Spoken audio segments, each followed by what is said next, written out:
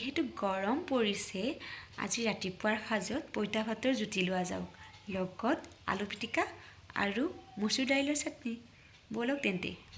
এয়া মই ডাঙৰ চাইজৰ 4টা আলু ইয়াতে পুৰিব দি দিলোঁ চৌকাত ধুনীয়া জুই হৈ আছিলে মানে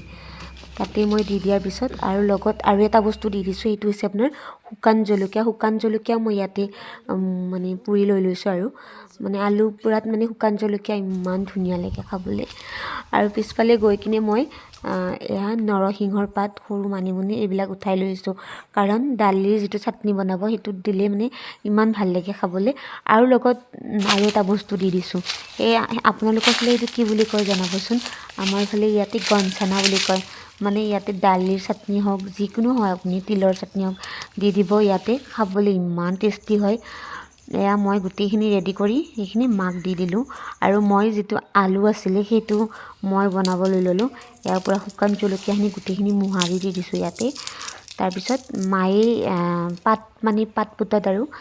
এয়া পূৰা দালি পিচিছে কাৰণ মিক্সিত মানে যিটো চাটনি বনাই সেইটো ইমান সোৱাদ নালাগে মানে পাত পুতাটো বেছি টেষ্টি হয় খাবলৈ মই ইয়াত পিঁয়াজ আলু পূৰা কাটি দি দিছোঁ পূৰা একদম ধুনীয়াকৈ কাটি দি পূৰা ৰেডি কৰিছোঁ আপোনালোকৰ পইতা ভাত প্ৰিয় হয়নে মোৰ কিন্তু খুবেই প্ৰিয় মই এতিয়া গৰমৰ দিন পৰিছে নহয় মোৰ আৰু মানে ৰাতিপুৱাৰ সাজত এইটোৱে হ'ব আৰু কাৰণ মই খুবেই ভাল পাওঁ আৰু মই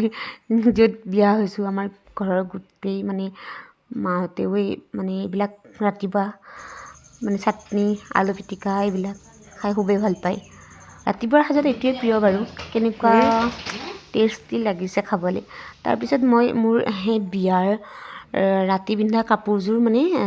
চাদৰখনৰ মানে সূতাবিলাক ওলাই গৈ আছিলে সেইটো কাৰণে মই